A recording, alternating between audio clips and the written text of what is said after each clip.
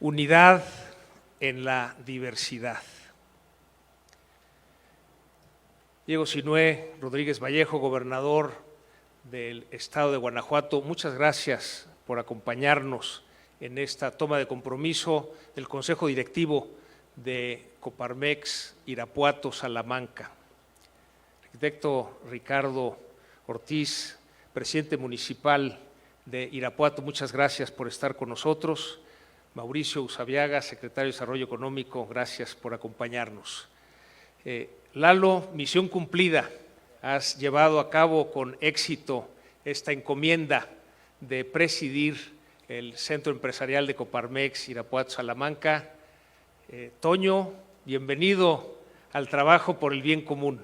Será muy exitosa tu gestión, como ha sido desde el inicio. Saludo también a nuestro vicepresidente nacional, Jorge Ramírez, presente aquí en esta sesión, pero también a dos vicepresidentes nacionales que nos acompañan de manera virtual, Lidia Nava y Juan José Sierra, por acompañarnos, a Lorena Jiménez, presidenta de la Federación, a los invitados especiales, expresidentes, socios del Centro Empresarial, amigos que nos acompañan de manera presencial o virtual. Estamos en medio de una emergencia sanitaria y tenemos que ser conscientes de la realidad que esto significa. Ya rebasamos 160,000 fallecimientos a nivel nacional, más de 1,800,000 contagios. Somos el tercer país con más fallecimientos a nivel mundial. Acabamos de rebasar a la India, que tiene 1,100 millones de habitantes. Algo tenemos que hacer diferente. Esto ha provocado una crisis económica severa, una caída, de acuerdo con lo que nos dijo INEGI, 8,5%. Para ponerlo en perspectiva, es una caída mayor que la que tuvimos en la crisis financiera mundial 2008-2009, una caída mayor a la crisis económica mexicana del 94-95. Y esto generó una crisis de empleo. Se perdieron en el 2020 647,000 empleos formales, es decir, de los que estaban dados de alta en el Seguro Social. Adicionalmente, INEGI estima que se perdieron 2 millones de empleos informales. Esto ha generado también una crisis de seguridad y una crisis de valores. Tenemos que actuar con mucha responsabilidad y el llamado es a las empresas que puedan trabajar de manera remota, lo sigan haciendo de esta manera, y los que lo hacen de manera presencial sigan los protocolos. Hoy más que nunca, cuando estamos en esta segunda curva de contagios a nivel mundial, en donde en nuestro país no había terminado la primera, es más importante el cuidar los protocolos. Tenemos casos exitosos de empresas que llevan ya 11 meses trabajando presencialmente durante la pandemia con 0 contagios, gracias a cubrir los protocolos. Sí se puede. Desde luego, la petición a las autoridades es el que sigan con estas medidas para evitar los contagios. Hemos visto que es más en la reapertura social que en la reactivación económica, es decir, en esas reuniones familiares o las reuniones en los domicilios particulares, pero también en los espacios públicos, mercados, tianguis, transporte público, en donde y en el comercio ambulante se tiene que aplicar el uso de cubrebocas, de la sana distancia, de lavado de manos, para evitar que sigan los contagios. Quizá el país que ha tenido más éxito en el control de la pandemia es Australia, y lo que hizo fue inmediatamente cerrar fronteras para evitar contagios y también cerrar áreas localmente. Hoy que tienen una segunda curva, inmediatamente están actuando para aislar los contagios. Cualquiera que regresa a Australia tiene que guardar cuarentena, 14 días aislado para evitar que haya contagios. Tenemos que aprender de los que lo están haciendo bien. Nos llama la atención que países como Japón, con la misma población que nuestro país, tengan mucho menos contagios. Por otro lado, la vacunación va lenta y nos llevará muchos meses el que termine. Contrasta con lo que están haciendo países como Israel, en donde ya el 40% de la población está vacunado. O iniciativas como la de Estados Unidos, de 100 millones de vacunas en 100 días, que ya aumentaron su meta a 150 millones de vacunas en 100 días.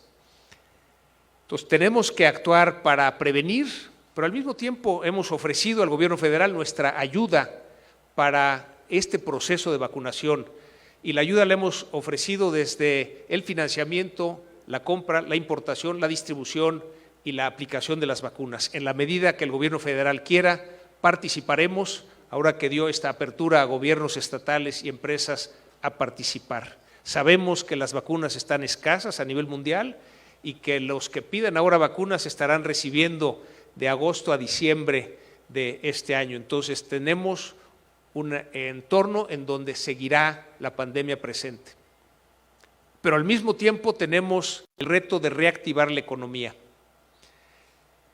Se ha iniciado a partir de sectores esenciales.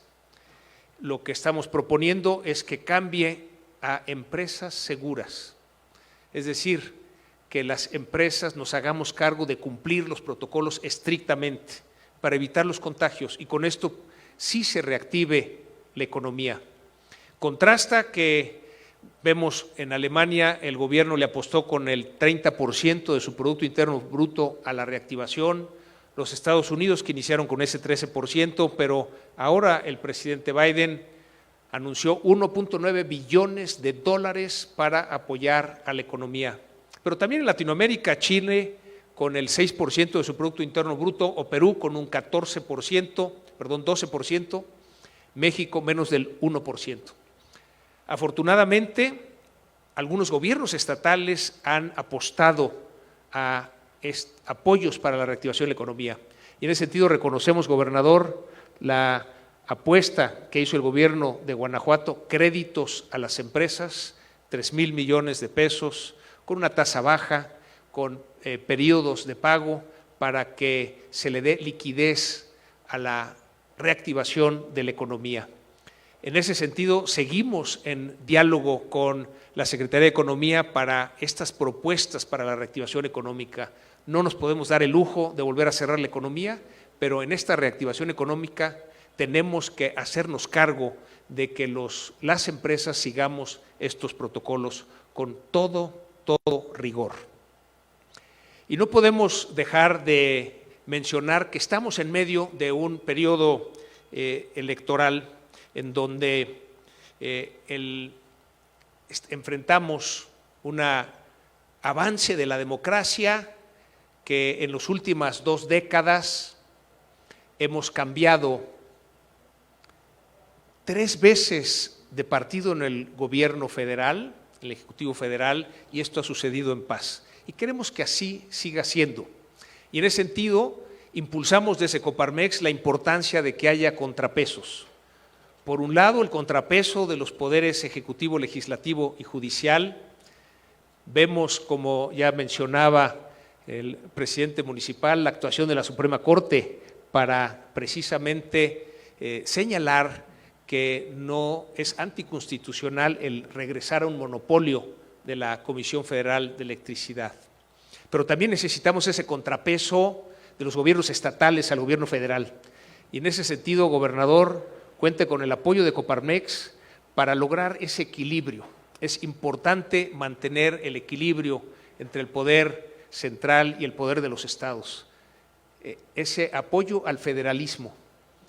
En Coparmex creemos en la subsidiariedad, y esto es que el municipio haga lo que puede hacer, es decir, que no haga el Estado lo que puede hacer el municipio, que no haga el gobierno federal lo que pueda hacer el Estado.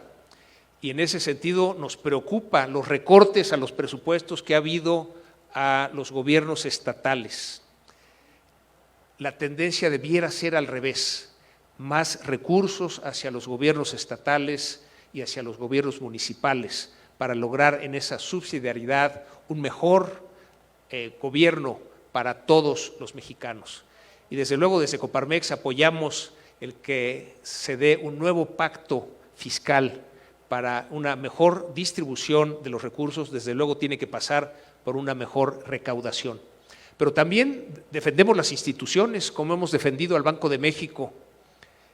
Es importante que permanezca esa autonomía del Banco de México y defendemos al INE como ese árbitro neutral que organiza y califica las elecciones. Y también defendemos las libertades. Y en estos momentos la libertad de emprender es algo que tenemos que defender. Esta iniciativa preferente que se presentó el lunes en esta ley de la industria eléctrica atenta contra la libertad de emprender. Necesitamos certeza jurídica para la inversión y en ese sentido el que empresas que han invertido en el sector energético y que si se aprueba esta iniciativa sería un paso atrás en esa posibilidad de inversión. Dado estos cambios propuestos en la iniciativa, pero también está vigente la iniciativa que presentó el presidente de la República para prohibir la subcontratación. Afortunadamente hay un diálogo en donde vamos avanzando para que se vaya cambiando de una prohibición de la subcontratación a una regulación. Consideramos que es importante para el país conservar la figura de la subcontratación por la flexibilidad que dan las empresas, pero también la competitividad que nos da al país. Y finalmente, para que avance la democracia requerimos que haya participación ciudadana. Y en ese sentido, como Coparmex, estaremos impulsando el voto, este derecho de los ciudadanos a votar, con campañas como Participo, Voto y Exijo. Organizaremos debates ciudadanos para que haya más información para el día del voto y desde luego con la observación electoral, manteniéndonos como una institución altamente política, totalmente apartidista, es decir, no apoyamos a ningún partido político, a ningún candidato, pero dialogamos con todos y con todos intercambiamos las posturas de lo que debe de ser, lo que creemos que debe de tomar, la dirección que debe tomar nuestro país.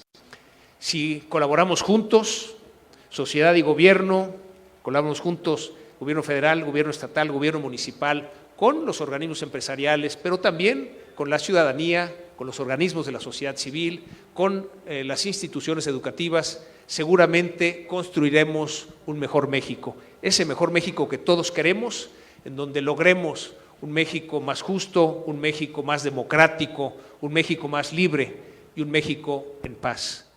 Unidos lo podemos lograr. Muchas gracias y muchas felicidades.